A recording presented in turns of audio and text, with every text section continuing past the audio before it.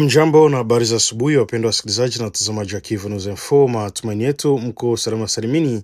Tunakukaribisha kwa mara nyingine tena kuungana nasi katika matangazo yetu ya asubuhi ya leo kwa tarehe 8 za mwezi wa 4 mwaka 2026. Na kila siku Kivu News Info tuendelea kuwaletea matangazo yetu tukiwa mashariki mwa Jamhuri ya Kidemokrasia ya Kongo. Na katika matangazo yetu ya asubuhi ya leo tutakuletea taarifa muhimu zinazoangazia kwa undani hali halisi ya mapigano yanayoendelea mashariki mwa nchi, kuanzia hatua za kijeshi zinazoendelea uwanjani, mienendo ya waasi katika baadhi ya maeneo, hadi yale raia wanaendelea kuathirika na vita hivi vya muda mrefu. Tutakuletea pia taarifa kuhusu mashambulizi ya makundi ya waasi kama ADF, operesheni za vikosi vya serikali pamoja na juhudi za ndani na za kimataifa zinazolenga kurejesha amani. Vile vile tutaangazia hali ya kibinadamu, ikiwemo wakimbizi wanaendelea kukimbia makazi yao pamoja na changamoto wanazokutana nazo. Hizi ni habari nyeti na muhimu zinazokuja moja kwa moja kutoka maeneo yenye matukio, zikikupa taswira kamili ya kile kinachoendelea mashariki mwa Jamhuri ya Kidemokrasia ya Kongo asubuhi ya leo. Na nakwambia tu kwamba Kivu News Info kila siku tuendelea kuletea matangazo yetu tukiwa mashariki mwa Jamhuri ya Kidemokrasia ya Kongo. Na kama ilikuwa ndo mara kwanza unakutana nasi kupitia mtandao wa YouTube, basi kabla chochote ningekusihi kufanya kitu kimoja: hakikisha umesubscribe, kulike, comment na kushare, na kwa lugha nasema kujabone, kuemail vile na kupartager, kuendelea kusambaza habari kwa walio wengi zaidi.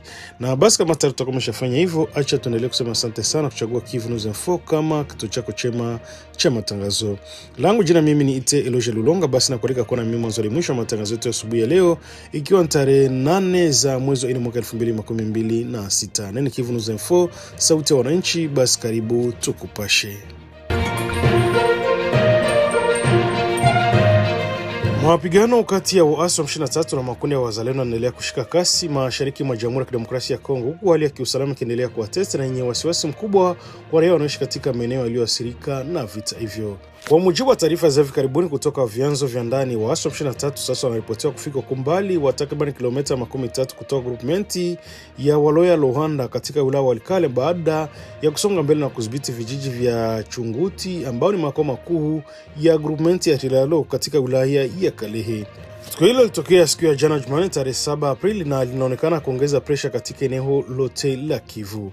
Jamii ya kiraia katika eneo la Ziralo linaeleza wasiwasi wake mkubwa kufuatia hatua hiyo, ikidai kuwa kusonga mbele kwa waasi hao hasa katika maeneo ambayo hayakuwa na uwepo wa kutosha vikosi vya serikali au washirika wake ni ishara kile walichokiita uzembe kutokuchukuliwa kwa uzito kwa vita vya mashariki na mamlaka ya kitaifa iliyoko Kinshasa.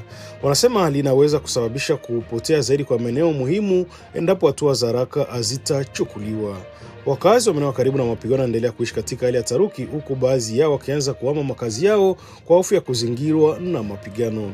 Vyanzo vya kibinadamu vinaeleza kuwa kuna ongezeko la idadi kubwa ya watu wanaokimbia makazi yao wakielekea katika maeneo yanayodhibitiwa kuwa salama, hali inayoweza kusababisha changamoto mpya za kibinadamu ikiwa hatua hazitachukuliwa mapema.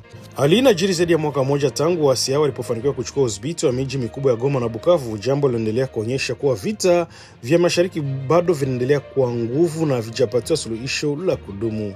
Wachambuzi wa masuala ya usalama wanaonya kuwa mkakati wa kuzungumza na kupigana unatumiwa na pande zote zinazohusika, unachangia kwa kiasi kikubwa kurefusha mgogoro huu na kuongeza mateso kwa raia wasiokuwa na hatia. Hata hivyo, si maeneo yote ambayo yako chini ya waasi wa M23. Katika wilaya Kale, baadhi ya maeneo bado yanashikiliwa na serikali ya Jamhuri ya Kidemokrasia ya Kongo na kwa kushirikiana na washirika wake wa wazalendo.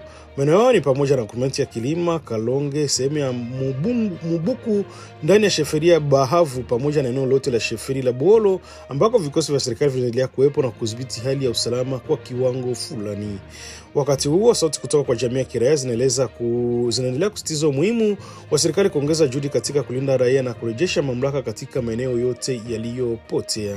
Wanaendelea kutoa wito kwa mamlaka kuchukua hatua za haraka na madhubuti ili kuzuia kusambaa zaidi kwa mapigano na kuepusha janga kubwa la kibinadamu. Kwa sasa hali ya usalama katika maeneo haya inaendelea kubadilika kila siku, huku taarifa mpya zikiendelea kujitokeza kuhusu mienendo ya vikosi vya pande zote.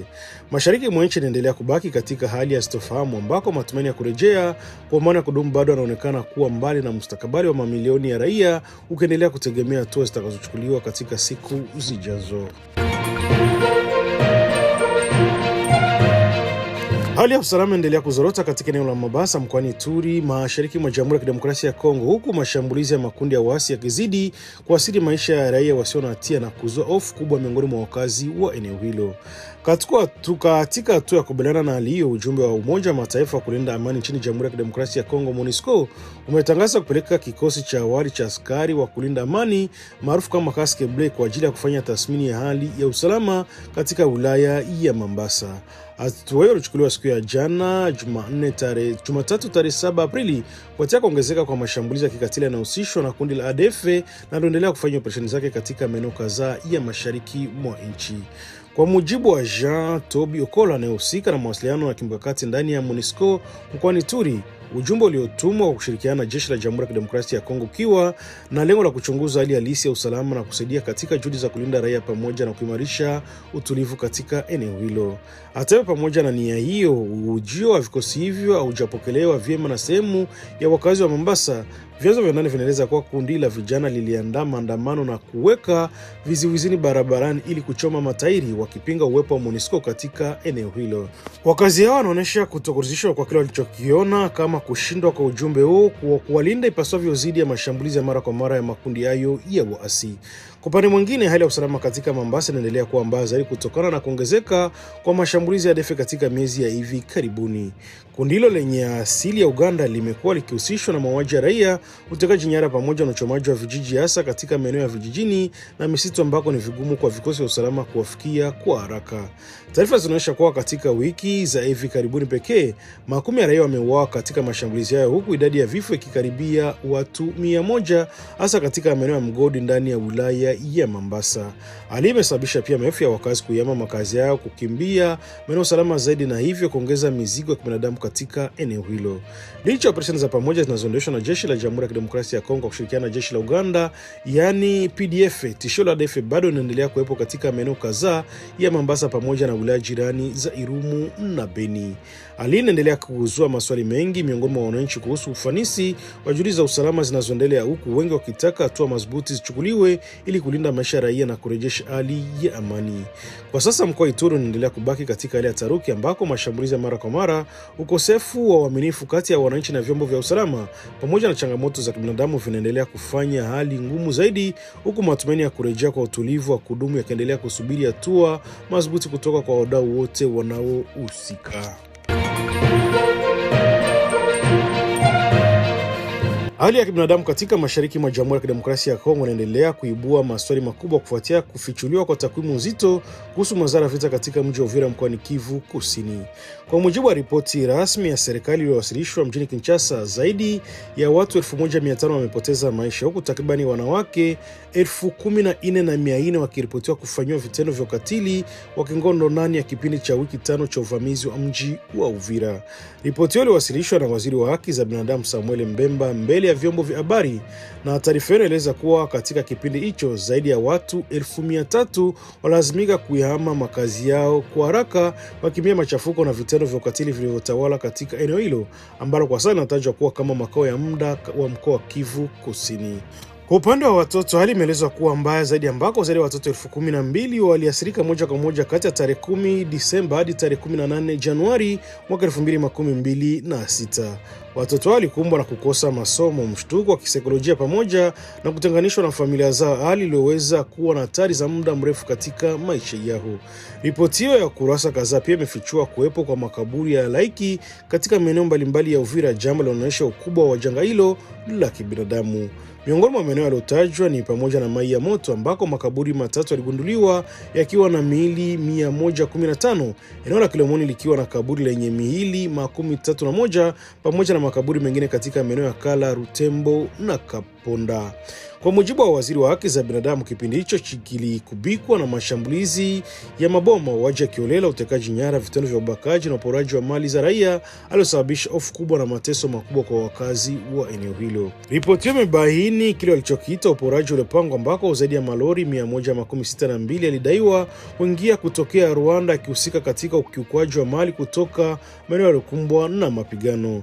Serikali ya Jamhuri ya Kidemokrasia ya Kongo imesisitiza kuwa inaendelea na taratibu zote za kuhakikisha wahusika wa vitendo hivyo wanajibishwa mbele ya sheria, huku akiahidi kwamba uhalifu huo hautabaki bila adhabu. Ripoti ya serikali inaungana na tathmini nyingine zilizotolewa na Bureau Conjoint des Nations Unies aux droits de l'homme, ambayo pia ni ripoti na mamia ya ukiukwaji wa haki za binadamu katika mashariki mwa nchi, jambo linaonyesha ukubwa wa changamoto ya usalama na haki za binadamu katika eneo hilo. Kwa sasa aliendelea kutia wasiwasi, huku wito ukizidi kutolewa kwa jumuiya ya kimataifa kuchukua hatua za haraka ili kusaidia kulinda raia na kurejesha amani katika eneo la mashariki mwa Jamhuri ya Kidemokrasia ya Kongo ambalo linaendelea kukumbwa na migogoro ya mara kwa mara. Dans cet agenda, il se trouve que plus de 162 camions venant du Rwanda ont été identifiés comme participants à des opérations de spoliation organisées. Les rapports révèlent également la découverte de fosses communes à Uvira. Plus de 14 400 femmes ont été victimes de violences sexuelles à Uvira et environ. Les destructions matérielles sont également considérables. Des infrastructures publiques, notamment les hôpitaux, les écoles et les lieux de culte, ont été systématiquement détruits et pillés. Ces violations du droit international humanitaire et des droits de l'homme sont constitutives des crimes de guerre, des crimes contre l'humanité et des crimes de génocide. Elles ne resteront pas impunies. Umoja wa Mataifa umeanza kurasa mpya katika juhudi zake za kurejesha amani mashariki mwa Jamhuri ya Kidemokrasia ya Kongo kufuatia kuanza rasmi kwa majukumu ya mwanadiplomasia wa Marekani James Swan kama mwakilishi maalum wa katibu mkuu wa Umoja wa Mataifa nchini DRC na mkuu wa MONUSCO. Kuanza kwa kazi zake kunajiri katika kipindi kigumu kilichokubikwa na kuendelea kwa ukosefu wa usalama katika maeneo ya Ituri, Kivu Kaskazini na Kusini, ambako makundi ya waasi yanaendelea kusababisha machafuko na mateso kwa raia. Hatua hii inaambatana na utekelezaji wa azimio namba 2808 la Baraza la Usalama la Umoja wa Mataifa lililopitishwa mwezi Disemba mwaka 2025, ambalo linaongeza muda wa uwepo wa MONUSCO hadi tarehe 12 Disemba mwaka 2026, huku pia likibadilisha vipaumbele vyake kulingana na hali halisi ya usalama inayoendelea kubadilika mashariki mwa nchi. Tofauti na mipango ya awali ya kuondoa polepole vikosi vya MONUSCO, azimio hilo linaweka wazi kusitishwa kwa mpango huo kutokana na kuzorota kwa hali ya usalama hasa katika mkoa wa Ituri, Kivu Kaskazini na Kusini.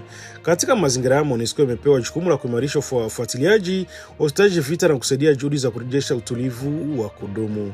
Azimio hilo linaangazia mikataba muhimu ya kidiplomasia ikiwemo makubaliano ya amani ya Washington ya Juni mwaka 2025 kati ya Jamhuri ya Kidemokrasia ya Kongo na Rwanda, pamoja na makubaliano ya Doha ya Novemba mwaka huo ambao yanatarajiwa kusaidia kupunguza mvutano wa kikanda.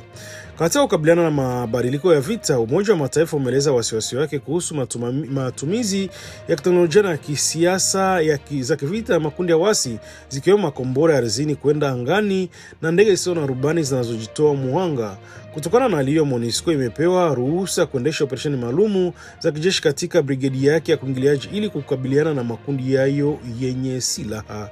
Wakati huo, azimio hilo limeweka mkazo katika kupambana na kuwajibika kwa uhalifu wa kivita, kulinda watoto pamoja na kuimarisha mifumo ya haki hasa katika kesi za ukatili wa kingono ambao unaendelea kuripotiwa kwa kiwango kikubwa katika maeneo ya migogoro.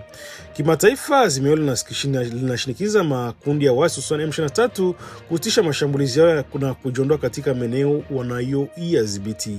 Pia linataka kuondolewa kwa vikosi vya Rwanda kutoka ndani ya ardhi ya Kongo, huku MONUSCO ikipewa jukumu la kufuatilia utekelezaji wa vikwazo vya silaha na vitendo vya kuvuruga mifumo ya GPS vinavyotumika katika maeneo ya mapigano. Zaidi ya hayo, Baraza la Usalama limeonya kuwa mashambulizi yote dhidi ya askari wa kulinda amani au wafanyakazi wa Umoja wa Mataifa yatachukuliwa hatua kali, na limetaka pia kuondolewa kwa vikwazo vyote vinavyozuia uhuru wa harakati za MONUSCO. Katika hotuba yake ya kwanza kwa vyombo vya habari mjini Kinshasa, James Swan ametoa ujumbe wa mshikamano kwa wananchi wa Kongo, akisisitiza kuwa hali ya usalama na kibinadamu kiusalama mashariki mwa nchi inatia wasiwasi mkubwa, huku raia wakiendelea kubeba mizigo mkubwa wa mgogoro huo. Ameeleza kuwa kipaumbele chake kikuu ni utekelezaji wa majukumu ya MONUSCO, hasa katika kulinda raia, kusaidia kupunguza mvutano na kuweka mazingira amani ya kudumu. Amesisitiza kuwa hakuna suluhisho la kijeshi pekee katika mgogoro wa mashariki mwa nchi, bali mafanikio yanategemea mazungumzo, ushirikiano wa kikanda na utekelezaji wa makubaliano yaliyopo. Kwa kumalizia, mkuu huyo mpya wa MONUSCO amesema amewasili nchini akiwa na unyenyekevu wa dhamira ya dhati wa kushirikiana na serikali ya Kongo pamoja na wananchi wake ili kusukuma mbele juhudi za kurejesha amani katika moja ya maeneo yenye changamoto kubwa zaidi za kiusalama duniani. Mjadala kuhusu mustakabali wa katiba ya Jamhuri ya Kidemokrasia ya Kongo umechukua sura mpya kufuatia hatua ya kundi la vijana kutoka Kivu Kaskazini na Kusini kuwasilisha ombi rasmi la marekebisho ya katiba mbele ya bunge la taifa. Kwa mujibu wa taarifa zilizotolewa siku ya jana Jumanne tarehe 7 Aprili, kundi hilo limekabidhi ombi lenye zaidi ya saini laki moja katika bunge la taifa la Jamhuri ya Kidemokrasia ya Kongo, likilenga kuruhusu marekebisho ya katiba ili kumpa Rais Felix Antoine Tshisekedi muda zaidi wa kumaliza vita vinavyoendelea mashariki mwa nchi. Waandaaji wa mpango wanasema hatua hiyo ni sauti ya wananchi waliokumbwa na mateso ya vita vya kwa zaidi ya miongo mitatu. Wanadai kuwa hali ya sasa ya usalama, hasa katika maeneo Kivu, yanahitaji hatua za kipekee, ikiwa ni pamoja na kumpa rais muda na uwezo zaidi wa kutekeleza juhudi za kurejesha amani. Akizungumza kwa niaba ya ujumbe huo, Pascal Abba amesema kuwa kama wakazi wa Kivu ndio wanaoathirika wakuu wa vita hivyo vya muda mrefu, na wanaamini kuwa uongozi wa sasa uko karibu kufika suluhisho la kudumu. Ameeleza kuwa alifika mjini Kinshasa tangu tarehe 4 Aprili wakitokea mji wa Goma na Bukavu kwa lengo la kuwasilisha ombi hilo kwa bunge la taifa, pili kwa seneti, wakitaka mabadiliko ya katiba yatakayowezesha kuimarishwa kwa juhudi za kurejesha mamlaka ya dola katika maeneo yote nchini. Kwa ujumbe wao haraka, marekebisho hayo yanakusudiwa kumpa rais uwezo mpana zaidi wa kushughulikia changamoto za usalama, ikiwa ni pamoja na kuendeleza juhudi za diplomasia dhidi ya makundi ya uasi. Pia wametaja swala la madai dhidi ya Rwanda kuhusika katika kusaidia waasi M23, huko moja ya sababu zinazohitaji hatua madhubuti zaidi za kisiasa na kidiplomasia. Hata hivyo, pendekezo hilo limeibua mjadala ndani ya nchi tangu chama cha UDPS pamoja na washirika wake kuashiria uwezekano wa kufanya marekebisho ya katiba. Maoni yamegawanyika miongoni mwa wanasiasa na wananchi kwa ujumla. Baadhi ya wadau wanaona kuwa katiba kama mstari mwekundu usiopaswa kuvukwa, wakihofia kuwa mabadiliko haya yanaweza kufungua mlango wa kuvuruga misingi ya kidemokrasia. Wengine hata hivyo wanaamini kuwa katiba inapaswa kurekebishwa ili kuendana na hali halisi ya sasa nchini, hasa kukabiliana na changamoto sugu za kiusalama mashariki mwa nchi. Wakati mjadala ukiendelea kushika kasi, hatua ya vijana hao inaonekana kuongeza shinikizo la kwa taasisi za kitaifa kuchukua msimamo kuhusu mustakabali wa katiba na mwelekeo wa kisiasa wa nchi katika kipindi hiki nyeti. Kwa sasa macho ya wengi yameelekezwa Kinshasa, ambako maamuzi yoyote kuhusu pendekezo hili linaweza kuwa na hatari kubwa katika siasa za ndani na juhudi za kurejesha amani mashariki mwa Jamhuri ya Kidemokrasia ya Kongo. Na kufikia hapo ndipo tunahitimisha matangazo yetu ya asubuhi ya leo kwa tarehe 8 za mwezi wa 4 mwaka 2026. Neni Kivu News mfamba kila siku tunaendelea kuletea matangazo yetu tukiwa mashariki mwa Jamhuri ya Kidemokrasia ya Kongo, na ambako matangazo yetu ya leo tumekuletea kwa kina hali halisi ya mapigano na matukio ya usalama yanaendelea mashariki mwa Jamhuri ya Kidemokrasia ya Kongo. Kama tulivyoona, maeneo mbalimbali ya Kivu Kaskazini na Kusini pamoja na Ituri yanaendelea kushuhudia hali ya taruki, mapigano mara kwa mara na changamoto kubwa za kibinadamu zinazoathiri maelfu ya raia wasiokuwa na hatia. Hali inaendelea kuhitaji tahadhari ya juu, mshikamano wa kitaifa na juhudi za pamoja za kurejesha amani ya kudumu. Tunasisitiza umuhimu wa pande zote kuhusika kuweka mbele mazungumzo na suluhisho la kudumu ili kupunguza machungu yanayokumba wananchi kila siku, huku jamii ya kimataifa nayo ikiendelea kutoa wito wa kuimarishwa kwa ulinzi wa raia. Basi asanteni sana kwa kuendelea kufuatilia Kivu News Info na matangazo yetu ya asubuhi ya leo. Endelea kufuatilia matangazo yetu kwa taarifa zaidi na za kina na za uhakika kadri matukio yanavyoendelea kwa ajili kujiri katika maeneo mbalimbali ya nchi. Na niendelee kukukumbusha tu kwamba huenda ilikuwa ndo mara kwanza unakutana nasi kupitia mtandao wa YouTube. Basi kabla kuondoka, ningekuomba kufanya kitu kimoja: hakikisha umesubscribe, like, comment na kushare, na kwa wengine unasema kujabone, kueme vile vile na kupartager, kuendelea kusambaza habari kwa walio wengi zaidi. Na basi kama tayari utakuwa umeshafanya hivyo, acha tuendelee kusema asante sana kwa kuchagua Kivu News Info kama kituo chako chema cha matangazo. Nia na mazungumzo kila siku tunakuletea habari sasa zenye kuaminika tena kwa muda mwafaka. Hivyo basi naendelea kutuandikia kwa namba zetu za WhatsApp na ukatujuza unasikiliza Kivu News Info kwa sehemu gani, na wenda ukatuambia maoni yako aiza mapendekezo yako. Kingine ambacho ni muhimu zaidi, unaweza kubonyeza kwenye titre ya habari na itakupeleka moja kwa moja hapo chini kwa description, ambako utakutana na linki mbili kwa Ufaransa wanasema aliendia. Kwanza ukibonyeza itakupeleka mara moja kujabone kupitia channel yetu ya WhatsApp, na linki ya pili itasababisha vile vile unajumuika pamoja nasi kupitia grupu letu la WhatsApp. Na baada ya kufanya hivyo, itarisha sana tuna chochote kipindi ambako tutakuwa tunakupatia habari mpya kupitia channel yetu hii ya YouTube. Langu jina mimi ni Teroje Longa, sina la ziada, la tuacha naendelee kutoa shukrani zangu za dhati kwamba ulikuwa na sisi mwanzo hadi mwisho wa matangazo yetu ya asubuhi ya leo, ikiwa ni tarehe 8 za mwezi wa 4 mwaka 2026. Nini Kivu News Info, sote wananchi. Basi tunakwambia asubuhi njema yenye mafanikio tele, na tena tukutane kwenye matangazo yetu mengine kwa baadaye kwa mapenzi ya Mwenyezi Mungu. Basi bye bye na chao, baki salama na asubuhi njema.